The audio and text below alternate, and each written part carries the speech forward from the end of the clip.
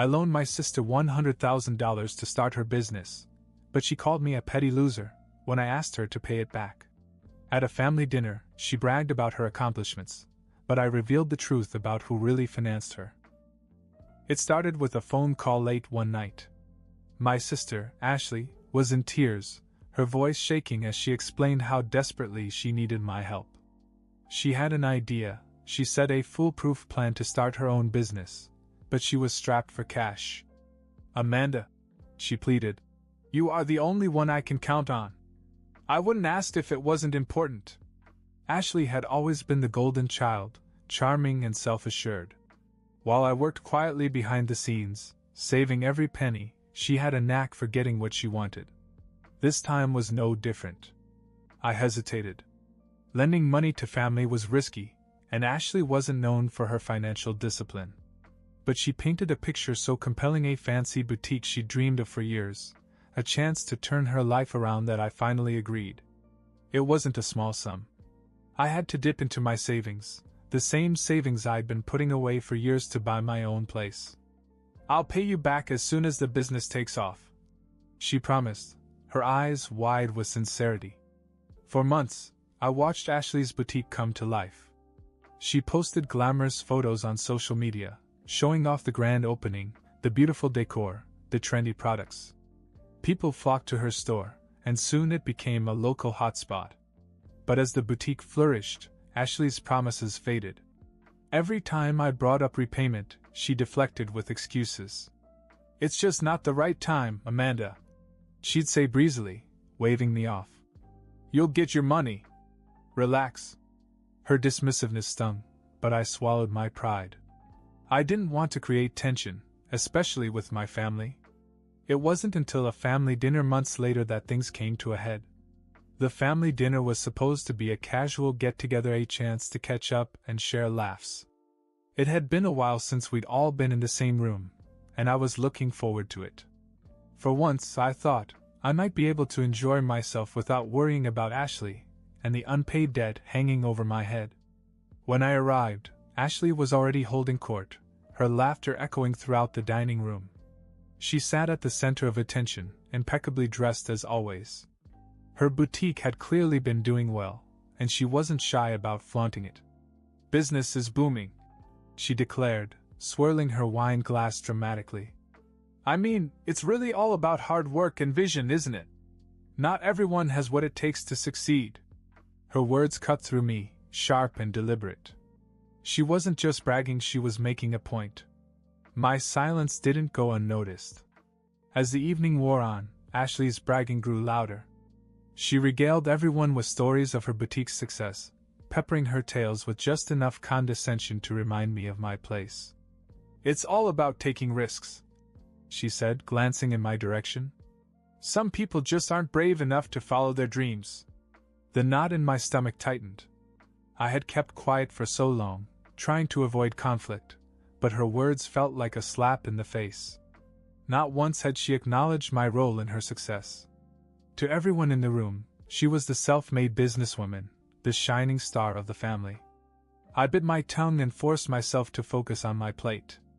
But Ashley wasn't done. "My boutique's numbers are up again this quarter," she said, beaming. "Honestly, it's a testament to my resilience and determination. It's not like anyone handed me success on a silver platter." The room filled with murmurs of admiration, but I couldn't hold it in any longer. My fork clattered against my plate as I looked up to meet her gaze. "You're right," I said, my voice calm but sharp. "No one handed you success. But someone did hand you the money to get started." The room fell silent. All eyes turned to me, and for the first time that night, Ashley's confident smile faltered. Ashley's smile faded, replaced by a flicker of uncertainty. "What are you talking about?" she asked, her tone clipped, though I could see the cracks forming in her composure. I straightened in my chair, feeling a surge of courage I hadn't expected. "Your boutique," I said, my voice clear.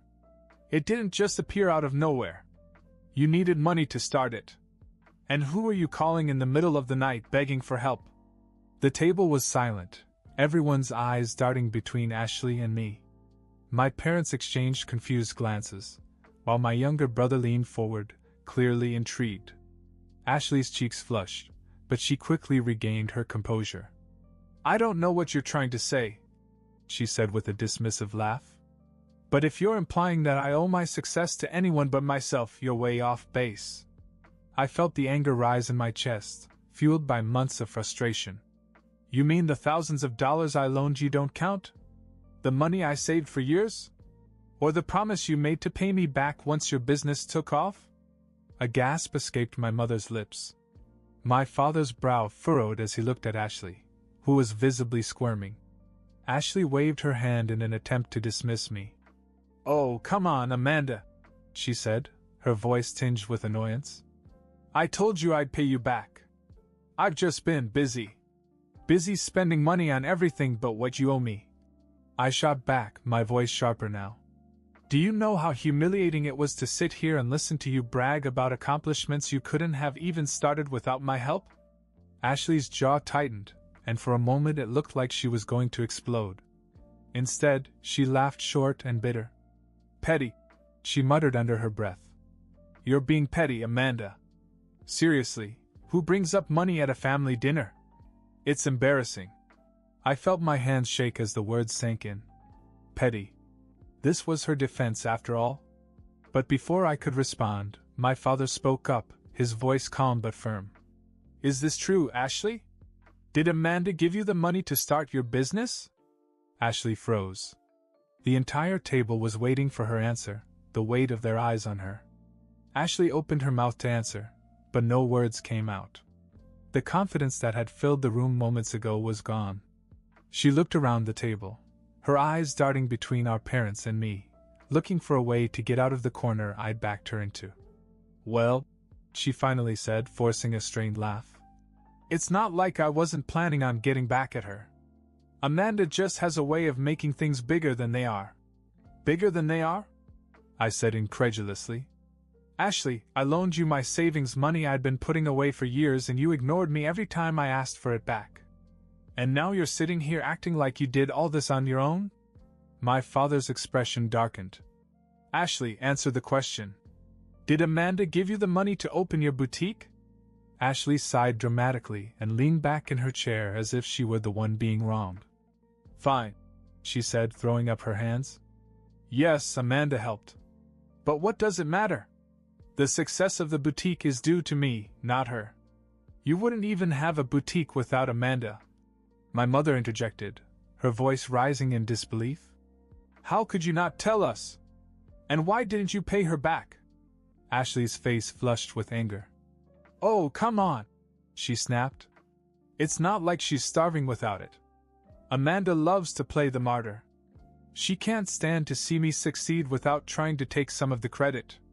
Her words were like a slap, and I could feel the room shift. My parents exchanged glances, their disappointment palpable. My younger brother muttered and shook his head.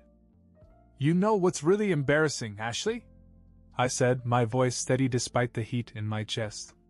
"It's how you've used everyone around you to get ahead and then tossed them aside the moment it suited you. And now when you're called out, all you can do is insult me and deflect the blame." Ashley's hands clenched into fists on the table. She looked ready to strike back, but before she could, my mother spoke up. "You owe Amanda an apology," she said firmly. "And you need to figure out how to make it up to her right now." Ashley's jaw dropped. For the first time that night, she looked genuinely shaken. "Are you serious?" she asked, her voice shaking. "You're taking her side?"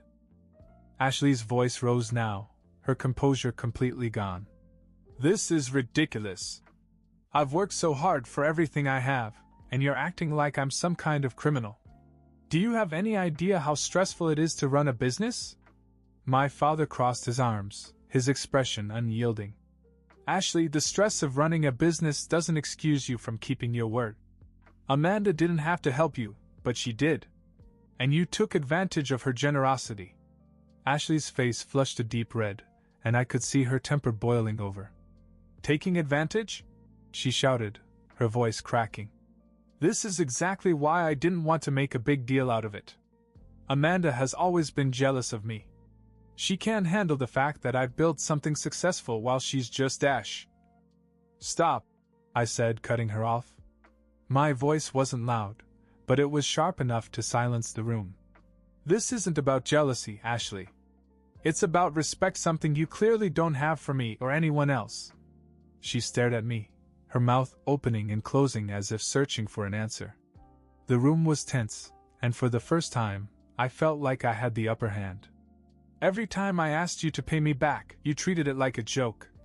I continued. You dismissed me, called me petty, and made me feel like I was wrong to expect you to keep your promise. But now everyone knows the truth. This isn't jealousy, it's accountability. My mother leaned forward, her voice calm but firm. Ashley, your behavior tonight was shocking.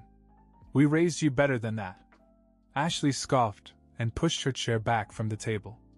Oh, please, she said, her voice dripping with bitterness. You're all so quick to gang up on me, like I'm the villain here. Amanda loves to play the victim, and you're all falling for it. You're the one who made this mess, Ashley, my father said, his tone unyielding. It's time for you to start taking responsibility. Ashley's hands shook as she stood, her chair scraping loudly against the floor. You know what? Fine. Believe whatever you want. I don't need this. She stormed out of the room, her heels clicking furiously on the floor. The door slammed behind her, leaving a stunned silence. The room was silent for a moment after Ashley stormed out. My mother leaned back in her chair and rubbed her temples as if trying to process what had just happened. My dad let out a heavy sigh and shook his head in disbelief. I can't believe her, my mom finally said, her voice low but filled with frustration. To treat you like this after all you've done for her? It's unacceptable. She's always been like this, I said quietly, staring at the empty chair Ashley had left behind. But this was a new low. My younger brother, who had been mostly silent throughout the evening, finally spoke up. She didn't even deny it, he said, his tone almost amused. She basically admitted to using you and then tried to spin it like you were the bad guy. I shrugged, trying to hide the anger and hurt that was still swirling inside me. It doesn't matter now. She's gone, and frankly, I'm glad. I'm tired of pretending everything's fine when she's been treating me like this for months. My father nodded solemnly. You were right to call her out. It was a long time coming and she needed to hear it. My mother looked at me, her expression softening. We'll figure it out, she said gently. You shouldn't have to carry this burden alone anymore. Her words were reassuring, but I couldn't shake the knot of tension in my chest. I had spent so long trying to avoid conflict, hoping Ashley would come around on her own. Instead, it had taken a public confrontation to finally bring the truth to light. As the evening wore on, my parents and I began to discuss practical solutions. My dad suggested legal action if Ashley refused to repay the loan, while my mom offered to mediate and make sure the debt was addressed. For the first time in months, I felt like I wasn't fighting this battle alone. But there was still a part of me that feared what was next. Ashley wasn't the type to give up easily, and I knew she wouldn't let this go without a fight. After Ashley stormed out, I sat there staring at the table, trying to calm the mix of anger and exhaustion that was running through me. My parents were still dealing with everything. It wasn't just the money anymore, it was the realization of who Ashley had become. She's always had this entitlement, my dad said after a long silence, shaking his head. But I didn't think it would get this bad. I nodded, not really knowing what to say. It felt strange to hear them agree with me. For so long, I'd been the one watching Ashley get away with everything, the one silently dealing with her antics while they turned a blind eye. Now they finally saw what I'd been dealing with. My mom sighed and put a hand on mine. We'll help you get the money back, she said. Enough is enough. It was comforting to hear, but I couldn't help but feel a little cynical. Ashley wasn't someone who would just admit she was wrong and hand over the money. She'd fight this tooth and nail to avoid admitting that she'd used me. After dinner, my parents stayed to talk things through. My dad suggested that we keep all the texts and emails in which Ashley acknowledged the loan. It might come in handy later, he said. Mom said she'd reach out to Ashley in a few days when things cooled down, though I doubted Ashley would respond kindly. When they left, the house was eerily quiet. I sat on the couch, replaying the dinner in my mind. Part of me felt relieved I'd finally stood up to Ashley, finally said out loud what I'd been holding in for months. But there was also a sense of sadness. She was my sister, after all. How did we get here? The next morning I woke up to several missed calls from Ashley.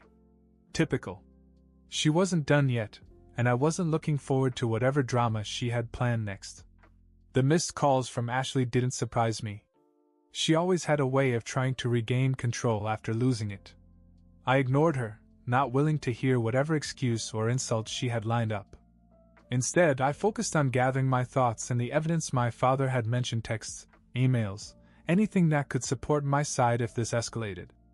By the afternoon, the calls had stopped, replaced by texts. At first they were aggressive. "You embarrassed me in front of everyone. You think you're so perfect, but you're not." I rolled my eyes. It sounded just like Ashley deflecting and attacking when backed into a corner. But then the tone changed. "Look, I didn't mean to hurt you. Let's just forget about last night and move on." I almost laughed. Forget it? That wasn't going to happen. Later, my mom called. "I talked to Ashley," she said in a tired voice. "She's mad, Amanda. She says she's not paying you back and that you're just trying to ruin her reputation." "Of course she said that," I replied, pinching the bridge of my nose. "She can't admit she's wrong." Mom sighed. "I told her it's not about her reputation, it's about doing the right thing. I don't know if she'll listen, but your dad and I are behind you on this. If we have to take legal action, we will." Hearing that was a relief. For years I had dealt with Ashley's selfishness on my own, but now I wasn't the only one who saw it. My parents, who had always excused her behavior, were finally on my side. That night, I received another message from Ashley. This time it was shorter. "Fine. I'll talk to Mom and Dad. But don't expect me to forgive you for ruining my night." Ruining her night? I shook my head, amazed at her ability to turn the situation around. I didn't answer. She wanted a reaction, but I wasn't going to give her one. A few days of radio silence from Ashley passed, and I began to think maybe she'd finally backed off. But then, on the third day, I came home from work to find a letter in my mailbox. No envelope, no stamp, just a folded piece of paper with her handwriting scrawled on it. I opened it, half expecting an apology, but of course it wasn't. "You made this so much worse than it had to be. Congratulations on turning the whole family against me. Don't think I'm just going to let you win." Win? What was this, some kind of contest? I crumpled up the paper and threw it in the trash, feeling a new wave of frustration. Ashley wasn't going to make this easy. Later that night, my parents called again. My mom sounded exhausted, her usual patience with Ashley clearly running out. "Your sister came by earlier," she said. "She was difficult, to say the least." "What did she say this time?" I asked, pulling myself together. "She still refuses to pay," Mom replied. "But your father laid it out for her. He told her if she doesn't pay you back, we'll have no choice but to take legal action." That was bold, especially coming from my father, who usually avoided confrontation at all costs. "How did she take it?" I asked, even though I already knew the answer. "She yelled at us," Mom said, her voice heavy with disappointment. "Said we were choosing sides and that we had always favored you. Then she stormed out." A bitter laugh escaped me. "Always favored me?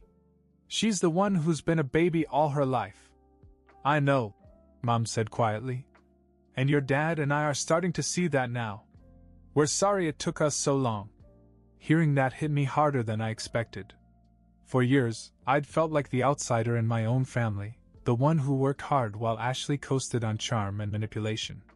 But now, for the first time, my parents truly saw her for who she was. The fallout continued to unfold in slow, chaotic waves. Ashley wasn't done fighting. She wasn't the type to let go of her version of events without dragging everyone through the mud first. 2 days after my parents confronted her, she made another bold move. This time, she showed up at their house uninvited while I was there. I had stopped by for coffee and a calm discussion about the next steps in getting the loan back. The last thing I expected was Ashley bursting in, her voice raised as she walked through the door. "Do you really think you're going to get away with this?" she yelled, glaring at me. "Turn Mom and Dad against me? Over a few lousy dollars?" I remained seated, refusing to give her the satisfaction of a dramatic reaction. "It's not a few dollars, Ashley. It's thousands. And it's money you promised to pay back." Her face twisted in anger. "You've always been jealous of me," she snapped. "That's what this is about. You can't stand that I built something amazing while you dash. While I financed it?" I cut in, my voice calm but pointed. "Yes, Ashley, you really did build it all on your own." My father stepped forward, his tone firm and unwavering. "That's enough, Ashley. You're not going to come into our house and insult Amanda after everything she's done for you." Ashley turned on him, her voice rising to an almost hysterical pitch. "Of course you're on her side. You've always treated me like the bad guy. But let me remind you, this is my business we're talking about. I made it successful." My mother, who had been silent, finally stood up. "You made it successful with Amanda's money," she said, her voice cutting through Ashley's tirade. "And instead of being grateful, you treated her like she was nothing. That ends now." Ashley's bravado crumbled in an instant.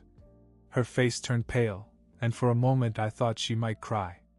But instead, she let out a bitter laugh and stormed out of the house, slamming the door so hard the walls seemed to shake.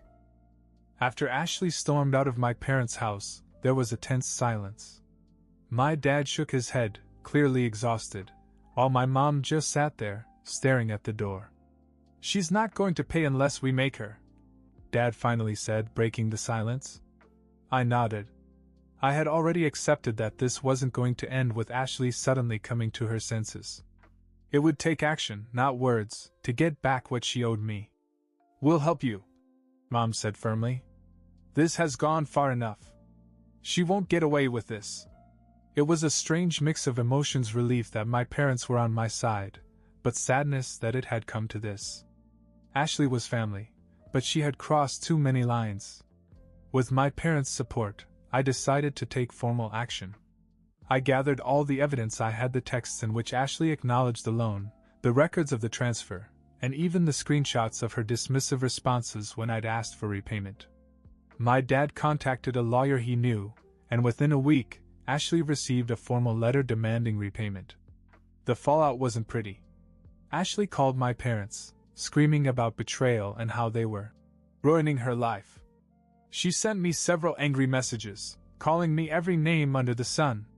But when she realized we were serious, the tone changed. Out of nowhere, I got a message late one night. "Fine. I'll pay you back. Just don't take this any further." It wasn't an apology, but it was something. A week later, a partial payment arrived in my account, followed by another a month later. Slowly but surely, I began to recover the money she had taken. My parents apologized to me more than once during the process. "We should have seen this coming," my mother said one night. "We let her get away with too much for too long." I didn't argue. I was just glad the ordeal was finally over. When I received the final payment, the weight that had been hanging over me for months finally lifted. Ashley's manipulations, the tension at family gatherings, the endless excuses, it was all over. I didn't hear much from her after that. She distanced herself from the family, probably out of embarrassment or resentment.